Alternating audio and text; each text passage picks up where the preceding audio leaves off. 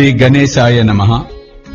ఓ సర్వాధార, మయూరేశ్వర, సర్వసాక్షి గౌరీకుమార, ఓ అచింత్య లంబోదర, శ్రీ గణపతి పాహిమాం పాహిమాం. నీవు సకల గణాలకు ఆదీశ్వరుడు, అందుకే నిన్ను గణేశుడని అంటారు. సకల శాస్త్రాలు నిన్ను అంగీకరిస్తున్నాయి. మంగళరూప, పాలచంద్ర, శారద, వాగ్విలాసిని, నీవు పదాలను సృష్టించిన వాగీశ్వరివి. నీ అస్తిత్వము వలన జగత్తులోని వ్యవహారాలు నడుస్తున్నాయి. నీవు గ్రంథకర్తల దేవతవు. నీవు దేశానికి ఎల్లప్పుడూ భూషణానివి. అన్నిటి యందు నీ శక్తి అగాధము జగదంబ. నీకు మనఃపూర్వక నమస్కారం. ఓ పరబ్రహ్మ, సాధు సజ్జన ప్రియ, ఓ సగుణ రూప, పండరీనాథ, కృపాసాగర, పరమదయామయ, పాండురంగ, నరహరి. నీవు అందరినీ నడిపించే సూత్రధారివి. నీవు జగమంతటా వ్యాపించి ఉన్నావు. సకల శాస్త్రాలు నీ స్వరూపాన్ని పరిశోధిస్తున్నాయి. ఓ చక్రపాణి, నీవు పుస్తక జ్ఞానులకు అంతుపట్టవు. ఆ మూర్ఖులందరూ వాద వివాదాలు చేసేవారు. సాధువులు మాత్రమే నిన్ను తెలుసుకోగలరు. మిగిలిన వారు మౌనంగా ఉంటారు. నీకు సాదరంగా నా సాష్టాంగ నమస్కారం. ఓ పంచవ్రక్త, శంకర, కపాలధారి, ఓ నీలకంఠ, దిగంబర, ఓంకార స్వరూప, పశుపతి, నీ నామాన్ని స్మరించిన వారి దైన్యము వెంటనే తొలగిపోతుంది. ధూర్జటి, నీ నామము యొక్క మహిమ ఇటువంటిది. నీ చరణాలకు వందనము చేసి నేను ఈ స్తోత్రాన్ని రచిస్తున్నాను. నీలకంఠ, దీనిని సంపూర్ణంగా చేసేలా సహకరించండి. ఇప్పుడు అత్రిసుతునకు, ఆది నారాయణునకు, తుకారామునకు, అనేక సత్పురుషులకు మరియు భక్తులందరికీ నమస్కారం. జయ జయ సాయినాథ, పతిత పావన, పరమదయాలు, మీ చరణములందు శిరస్సు ఉంచుతున్నాను. అభయాన్ని అనుగ్రహించండి. మీరు సుఖానికి నిలయమైన పరబ్రహ్మ పురుషోత్తముడైన విష్ణుమూర్తి మీరే. అర్ధనారీశ్వరుడు, మదనాంతకుడు కూడా మీరే. మానవ శరీరాన్ని ధరించిన పరమేశ్వరులు మీరు. జ్ఞానాకాశంలోని భాస్కరులు, దయాసాగరులు మీరు. భవరోగానికి సూచన మీరు. హీనులకు, దీనులకు చింతామణి, భక్తులకు పవిత్ర గంగాజలం మీరు. ప్రపంచంలో మునిగిపోయే వారిని తరింపచేసే నౌక, భయభీతులకు ఆశ్రయం మీరు. జగత్తుకు కారణం, దయాగణ, నిర్మల చైతన్యమైన ఈ సృష్టి విలాసమంతా మీదే. మీరు జన్మరహితులు, మీకు మృత్యువు లేదు.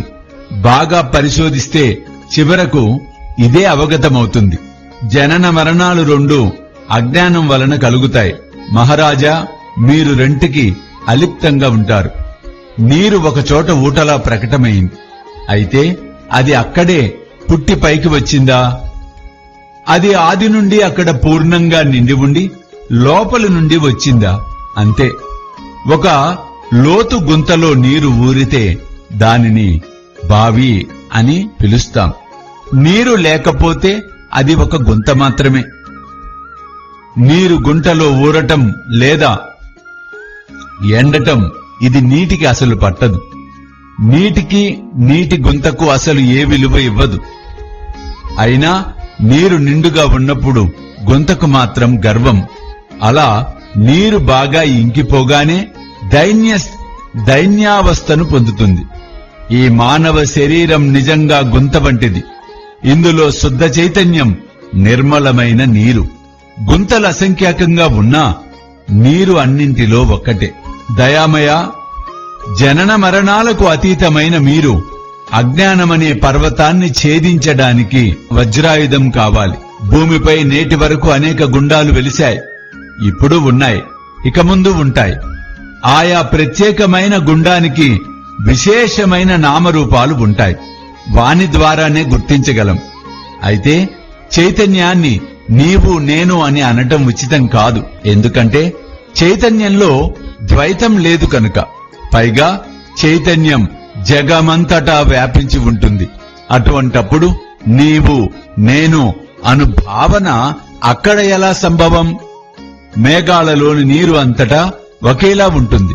భూమిపై పడగానే ఆ నీటికి అనేక భేదాలు కలుగుతాయి. గోదావరిలో పడిన నీటిని గోదావరి అంటాం. బావిలో పడిన నీటికి నదీ జలానికి ఉన్న పవిత్రత లేదు. గోదావరి సత్పురుషుల వల్లే పవిత్రం. మీరు అందులోని నీరు, మేము అక్కడ ఉన్న వాపి కూప తటాకాలము. అదే మీకు మాకు భేదం. మీరు పవిత్రులు, మేము కృతార్థులవ్వటానికి చేతులు జోడించుకొని ఎల్లప్పుడూ మీ వద్దకు శరణాగతులై రావాలి.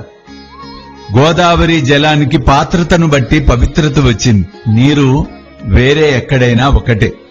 గోదావరి జలాలు ప్రవహించే ఆ భూస్థలం పవిత్రమని అక్కడి భూమి యొక్క గుణాలు బట్టి ఇది నిర్ణయించబడింది.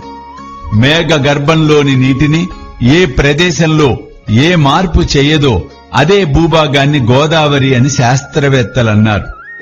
ఇతర ప్రదేశాలలో పడిన నీరు ఆయా ప్రదేశాల గుణాలను గ్రహిస్తుంది.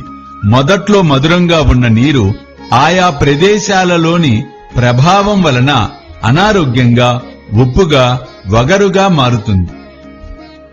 గురువరా, మీ పట్ల కూడా అట్లే కామక్రోధాది అరిషడ్వికారాల మాలిన్యాలు లేని పవిత్ర శరీరానికి సత్పురుషులనే నామము శోభిస్తుంది.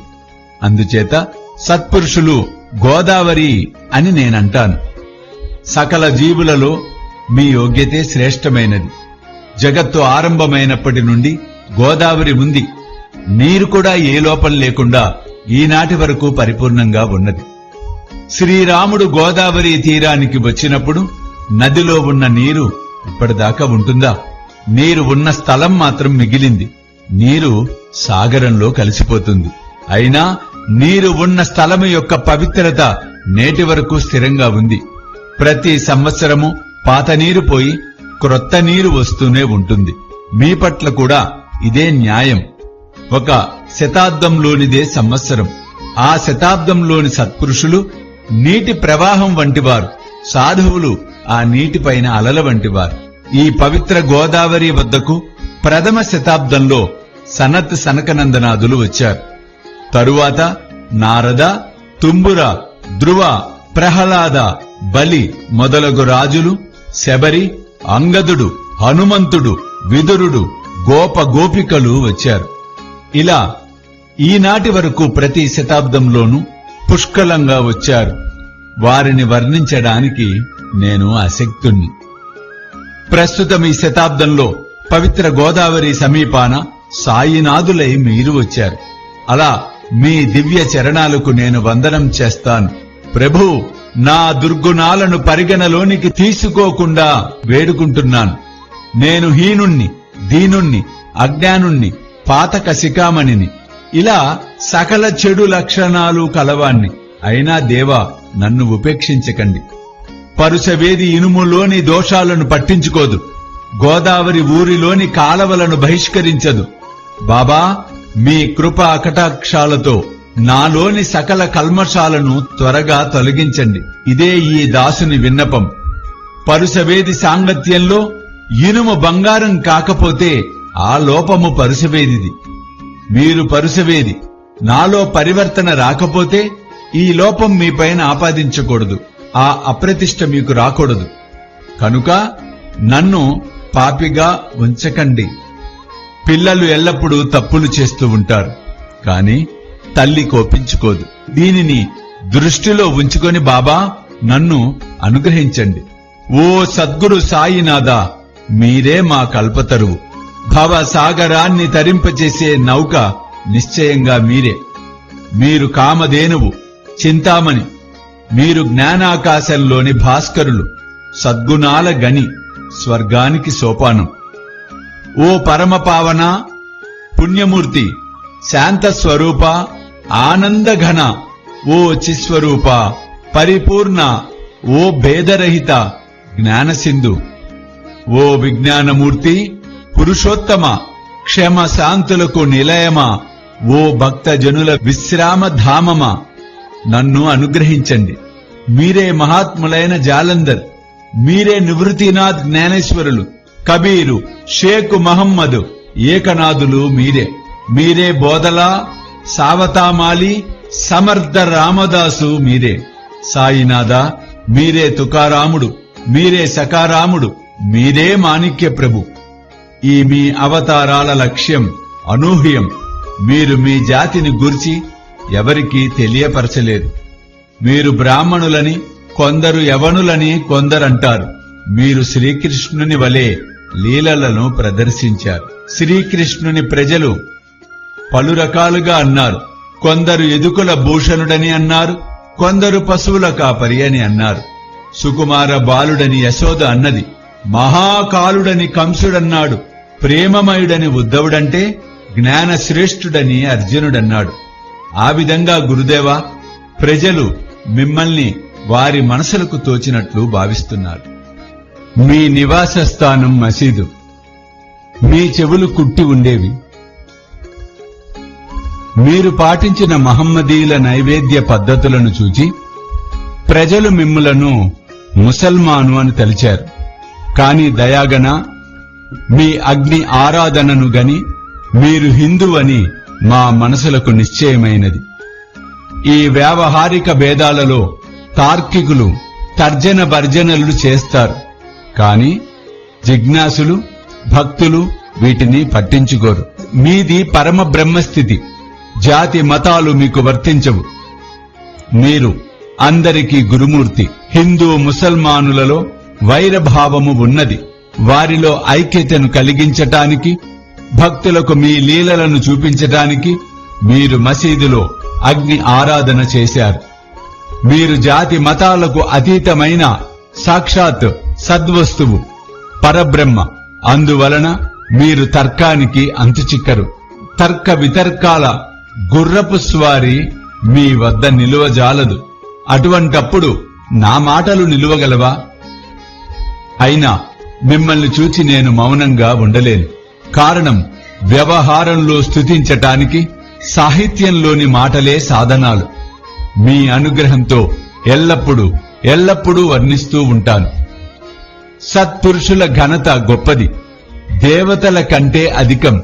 ఎందుకంటే సత్పురుషుల వద్ద నా, నీ అన్న భేద భావనలు ఉండవు. హిరణ్యకశిపుడు, రావణుడు దేవుణ్ణి ద్వేషించుట వలన వధింపబడ్డారు. అలా సత్పురుషుల చేతిలో వధింపబడిన వారు ఒక్కరైనా లేరే? గోపీచందు జాలంధరుని పెంటకుప్పలో పాతిపెట్టినప్పుడు ఆ మహాత్మునికి దుఃఖము కలగలేదు సరికదా? పైపెచ్చు ఆ రాజును ఉద్ధరించి చిరంజీవిగా మార్చాడు. ఇటువంటి సత్పురుషుల మహిమలను ఎంతని వర్ణించగలను? సత్పురుషులు సూర్యనారాయణుని వంటివారు. వారి కృపా జ్ఞాన ప్రకాశం. వారు చల్లటి సుఖాన్నిచ్చే చంద్రుని వంటివారు. వారి కరుణ వెన్నెల వెలుగు. సత్పురుషులు కస్తూరి వంటివారు. వారి కృప పరిమళం వంటిది. సత్పురుషులు చెరుకు రసం వంటివారు. వారి కృప మధురం. సత్పురుషులు దుష్టుల పట్ల, శిష్టుల పట్ల సమాన దృష్టిని కలిగి ఉంటారు. అంతేకాదు, పాపుల పట్ల వారికి ప్రీతి ఎక్కువ. గోదావరి జలంలో శుభ్రపరచటానికి మలిన వస్త్రాలే వస్తాయి. శుభ్రమైన బట్టలు గోదావరికి దూరంగా పెట్టెలో ఉంటాయి. పెట్టెలోని బట్టలు కూడా ఒకప్పుడు శుభ్రపరచటానికి గోదావరికి వచ్చినవే. ఇక్కడ ఆ పెట్టే వైకుంఠము, మీరు గోదావరి. శ్రద్ధ స్నానఘట్టము, జీవాత్మలే వస్త్రాలు. వాటి మాలిన్యం షట్ వికారాలు. మీ పాద దర్శనమే గోదావరి స్నానం. మీరు సకల మాలిన్యాలను తొలగించి నిర్మలంగా చేయగల సమర్థులు. మేము ఈ ప్రపంచంలో మాటి మాటికి మలినమైపోతున్నాం. అందువలన సత్పురుషుల సందర్శనం అవసరం. గోదావరిలో నీరు పుష్కలంగా ఉండి ఆ నీటిని శుభ్రపరచటానికి తెచ్చిన మలిన వస్త్రాలు శుభ్రం కాకుండా అక్కడి స్నానఘట్టాలపై ఉండిపోతే అది గోదావరికి అప్రతిష్ట కదా. మీరు చల్లటి నీడనిచ్చే వృక్షము. మేము తాపత్రయాలనే తీవ్ర ఎండ బాధకు మాడిపోతున్న బాటసారులం.